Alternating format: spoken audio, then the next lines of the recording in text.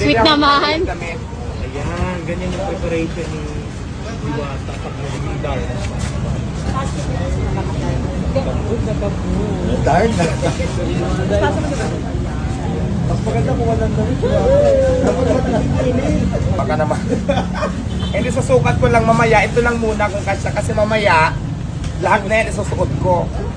Agawin ko na kay Darna yung damit niya. Kaya ako, kasi nakuha ko na yung bato. Ito na lang ang kulang. Unang nakuha ko sa kanya yung bato. Tapos ito, natry ko naman kung kaya kong kunin. So yun, abangan nyo mamaya ha. Ayaw, ikot-ikot. Dito. Hindi ganito kasi yan eh. Di ba? Ikot. Tapos kukunin ang bato. Kasi ganito yan, di ba? Kukunin ang bato. Tapos tulunukin. Sigaw, iikot ulit. Darna! Ulit ha. Di ba si Darna, ayun na muna ng bato, di ba? Siyempre, bago sa maging ganito, kukunin muna yung bato. Asa yung bato? Tapos iikot. Lulunokon yung bato. Sasigaw na ng Darna! Kaya mo lang i-diretso na.